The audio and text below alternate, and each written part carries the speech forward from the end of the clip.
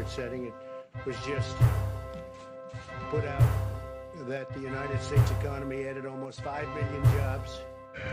अपने लोगों को किसी को सताने नहीं देंगे। एक भी व्यक्ति डिटेंशन के सेंटर नहीं जाएगा, नहीं जाएगा, नहीं जाएगा। प्यारे भाइयों ने, बहनों ने, बुजुर्गों ने इस मुल्क को बचाने के लिए आंदोलन का रास्ता अपनाया, तो उनको भी जाना पड़ा। जो ये कहते थे कि हम इस मुल्क पे राज करेंगे। परेशानियां कुछ दिन की होती हैं, आज भी परेशानियां हैं, मगर सलाम करता हूं आप सब लोगों को जो आंदोलन कर रहे हैं सड़क पर और पूरी दुनिया को दिखा रहे हैं कि लोकतंत्र किसे कहते हैं। सलाम कर, मैं ये सबसे बड़ा आंदोलन है और जब इतिहास लिखा जाएगा तो सुनहरे अक्षरों में लिखा जाएगा इन बहनों का, इन भाइयों का, इन बुजुर्गों का, इन बच्चों का नाम जो मुल्क को बचाने के लिए लड़ रहे हैं। आज मनुस्मृति और संविधान के बीच संघर्ष है और संविधान हमेशा भारी है और ये आप जानते हैं कि संविधान की ताकत की वजह से आज बाबा साहब का बेटा यहां बोल रहा है, क्योंकि संविधान इस देश को जोड़ता है, समता, समानता, बंधुत्व, भाईचारे की बात करता है और मनुस्मृति बढ़ावा देती है, तो इस देश में राज तो चलेगा, लेकिन चलेगा इसका संविधान जिंदाबाद, संविधान जिंदाबाद। देखिए, सरकारें बदलती हैं। मैं एक पर्सनल बात शेयर कर रहा हूं सब लोगों से, मेरे परिवार के लोग यहां हैं। सरकारें बदलती हैं, सोच नहीं बदलती। हमारी वोट सबको चाहिए, बहुजनों की। हमारी आवाज भी बर्दाश्त करेंगे, हमारे मुद्दों पे बात नहीं करेंगे। जब मैं पिछली बार आया था, सरकार भाजपा की थी, मुझे 3 दिन बंद रखा गया होटल में। यहां तक बाबा साहब की भूमि भी नहीं जाने दिया गया, फिर मुझे कोर्ट का सहारा लेना पड़ा। इस बार उम्मीदें कम थी कि इस बार ऐसा नहीं होगा, लेकिन फिर वही बात। बाबा साहब के बच्चे, अमन चैन चाहने वाले बच्चे, आपके भाई इस मुल्क में सबके लिए खतरा हो गए, क्योंकि न्याय, ईमानदारी की बात कर रहे हैं, हक की बात कर रहे हैं, अपने लोगों को जगा रहे हैं। और लोग जाग जाओगे तो अपना हक मांगोगे और ये लोग आपको आपका हक देंगे नहीं।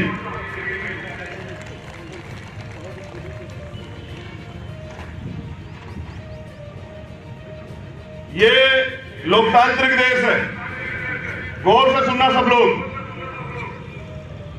लोकतंत्र में जिम्मेदारी होती है, सरकार की जिम्मेदारी होती है कि वो उस मुल्क में रहने वाले, उस राज्य में रहने वाले प्रत्येक व्यक्ति को, वो किसी जाति धर्म का हो, सबसे पहले रोटी, कपड़ा, छत, उसका स्वास्थ्य, उसकी शिक्षा, उसका रोजगार,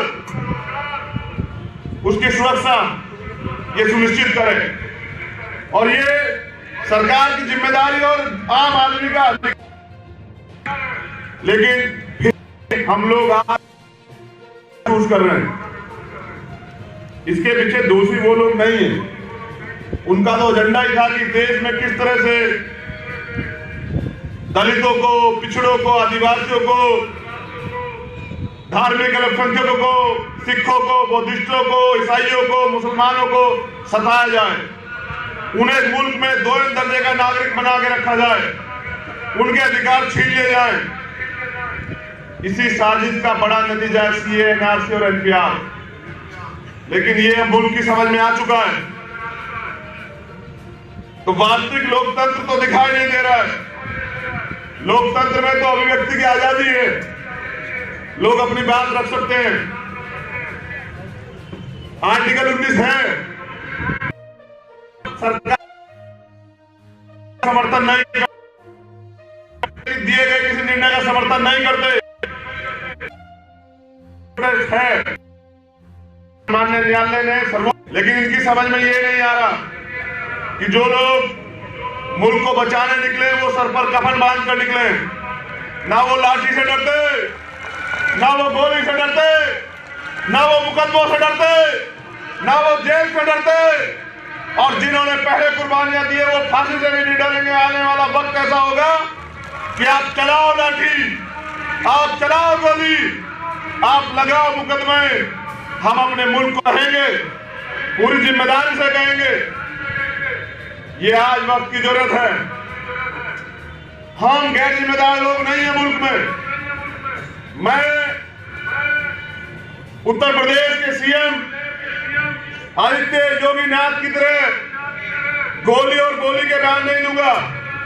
जैसे वो कहते हैं कि जो बोली से नहीं मानेगा गोली से मानेगा, मैं ये कह रहा हूं चलाओ गोली। कल बंद है हमारा भारत बंद किया हमने आरक्षण और सीए एनपीआरसी एनआरसी और एनपीआर को लेके। आप चलाओ गोली, मारो हमारे निर्दोष लोगों को, मगर याद रखना भाजपा के लोगों, सरकार बदलेगी। जिस दिन सरकार बदली एक एक जुर्म का हिसाब लिया जाएगा। ये जो क्राइम तुम कर रहे हो, लोकतंत्र में भारत का संविधान ये कहता है कि सबको बराबरी के अधिकार है। क्राइम करने वाला चाहे आम आदमी हो, चाहे प्रशासन का व्यक्ति हो, चाहे शासन का व्यक्ति हो, चाहे कोई मंत्री हो, चाहे गृह मंत्री हो, मुख्यमंत्री हो, चाहे वजीर आजम हो, जो क्राइम करेगा सजा जरूर मिलेगी। आज हो सकता है बच जाओ, कल बहुजनों का राज आएगा तो नहीं बचोगे, वादा कर रहा हूं मैं अपने आवाम से। क्योंकि असली मालिक जनता है और जनता सड़कों पर है। हम रोजगार मांगने आए थे, हम भ्रष्टाचार खत्म करना चाहते थे, हम जीडीपी पे बात कर रहे थे, हम सुरक्षा पे बात कर रहे थे, हम एजुकेशन पे बात कर रहे थे, लेकिन इन्होंने पूरे मुल्क को नोटबंदी की तरह सड़क पर लाके खड़ा कर दिया।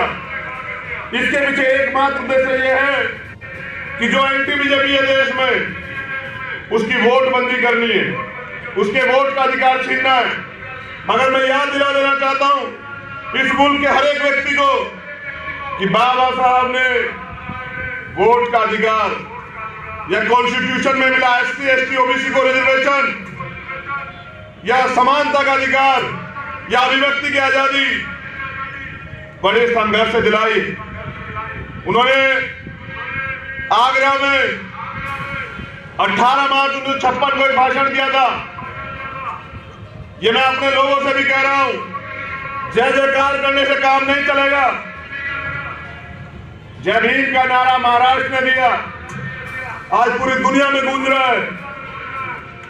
मैं कहना चाहता हूं, चित्र नहीं पकड़ना है, चरित्र पकड़ना है।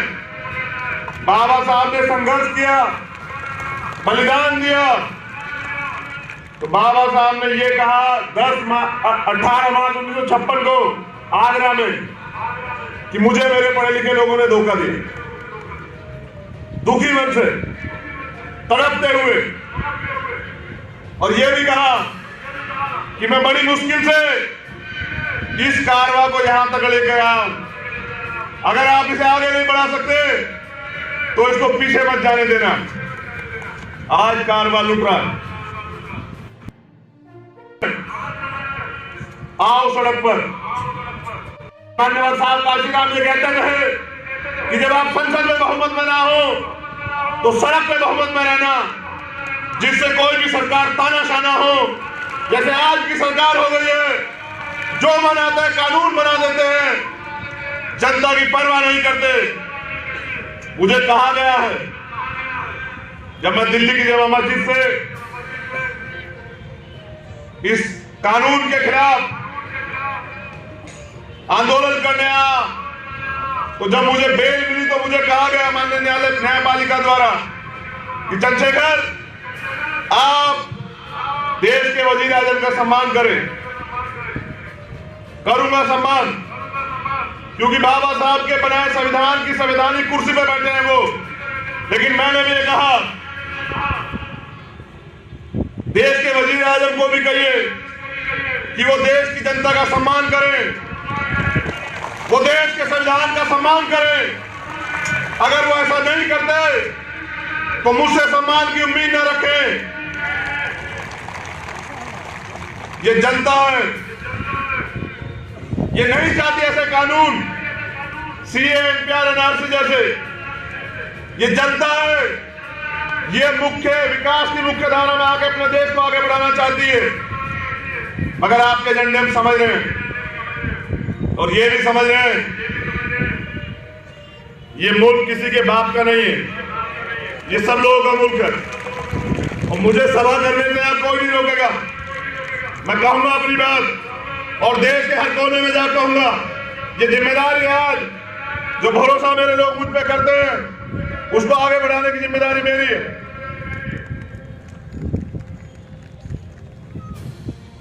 नागपुर की पुलिस ने भी सही कहा कोर्ट में कि दो विचारों का टकराव हो रहा है, यहां बिल्कुल टकराव है। हम संविधान को मानते हैं और ये मनुस्मृति को मानते हैं।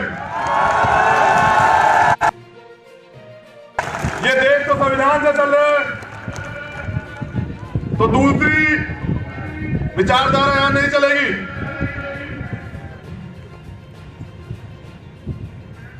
देश में ये मनुवाद तभी खत्म होगा जब आरएसएस पे बैन लगेगा। जब तक बैन नहीं लगेगा तब तक ये नहीं होगा।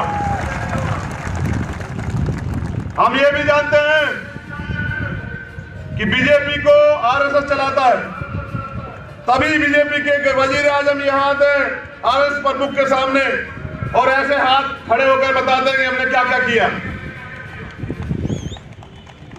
बात संविधान की करते हैं और एजेंडे मनुस्मृति के थोपते हैं। मैं सुझाव देता हूं संघ प्रमुख को, झूठ का चोला उतारिए। आइए, लोकतंत्र है, आप आइए सीधे चुनाव में अपने एजेंडे लेके, फिर जनता आपको बताएगी कि यहां मनुस्मृति चलेगी या संविधान चलेगा। ये दूसरों के कंधे में बंदूक रख के मत चलाएं। आए सीधे लोकतंत्र में आकर चुनाव में शरीक हो, फिर जनता जवाब देगी। इन्हीं का एजेंडा ये एनआरसी, एनपीआर और सीए। मेरी मदद करोगे नहीं करोगे? राज्य सरकार को अथॉरिटी है, गौर से सुनना, मीडिया के लोग नहीं आए। एनपीआर चाहे तो राज्य सरकार रोक सकती है, तो मैं यहां की सरकार से भी निवेदन करूंगा, अगर वास्तविकता में आप आवाम के हितैषी हैं तो इस प्रदेश में एनपीआर को रोके। अगर आप ऐसा नहीं करते हैं तो हमारी समझ में आ जाता है कि क्या विरोधी है, फिर आपके खिलाफ भी जन आंदोलन होंगे, फिर आपके खिलाफ भी राइट टू प्रोटेस्ट का प्रयोग होगा। आरएसएस बैकडोर से रिजर्वेशन को खत्म करवा रही है। बार बार संघ प्रमुख बयान देते हैं समीक्षा होनी चाहिए। हिस्सेदारी पूरी तो होने दो, अभी से डर गए। अभी तो हमारे लोग अच्छी कुर्सी में बैठे भी नहीं, अभी तो हमारा प्राइम मिनिस्टर भी बनेगा, में हमारी सरकार भी आएगी। हम देंगे आरक्षण तुम्हें, जो अलग मत के लोग हैं उनको हम देंगे आरक्षण। हम लेने वाले नहीं देने वाले बनेंगे। अभी हमारा तो ये जो साजिश की जा रही है, आपने कुछ दिन पहले कहा मोहन भागवत जी कि बहस होनी चाहिए, समीक्षा होनी चाहिए। मैं आपको चुनौती देता हूं, मैं आपको चैलेंज करता हूं, आप कीजिए बहस। मैं यहां हूं, आप रिजर्वेशन के आंकड़े लाइए। आप 4000 साल साल से हमें सताया गया, आंकड़े लाइए, जहां महिलाओं को पैर की जूती समझा जाता था, जहां हमें पानी पीने की इजाजत नहीं थी, जहां हमें पढ़ने की इजाजत नहीं थी। ये तो शुक्र मानिए, एहसान है राष्ट्रपिता ज्योतिबा फुले का, मां सावित्रीबाई फुले का, मां फातिमा शेख का, कि उन्होंने पहले स्कूल खुलवाए, अपनी जमीनें लेके, और हमें पढ़ने का अधिकार मिला। ये महापुरुष है जिनका मैं जिक्र कर रहा हूं। वो महापुरुष नहीं है जिन्होंने अंग्रेजों से माफिया मांगी। हम सब इतिहास जानते हैं, हमारे विचार वैचारिक लड़ाई है। बाबा साहब ये कहते थे कि 1000 तलवार और 1 कलम बराबर होती है। जिस दिन कलम की ताकत इस जमहूरियत के हाथ में आएगी ना, इस आवाम के, फिर ये मुल्क सबसे बेहतरीन मुल्क बनेगा दोबारा। आरएसएस के लोग तिरंगा यात्रा निकालते हैं, देशभक्ति के सर्टिफिकेट बांटते हैं। आपने क्यों नहीं लगाया अपने हेडक्वार्टर में तिरंगा?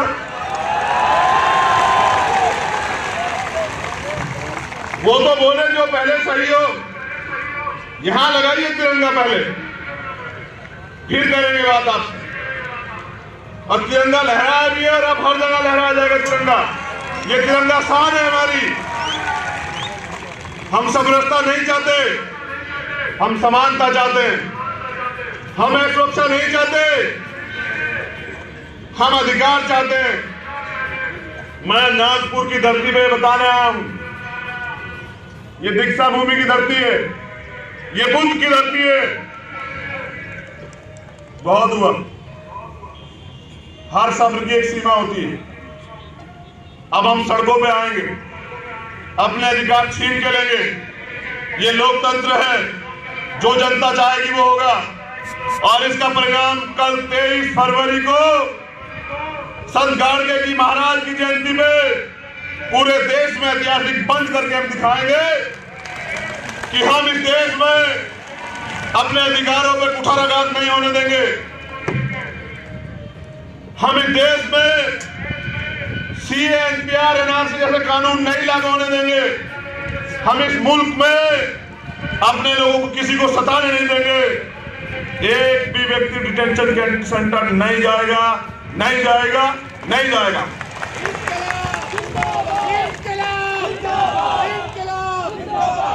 इनकलाब आएगा, मनुवाद हारेगा, अम्बेडकरवाद जीतेगा, बाबा साहब के संविधान की जीत होगी।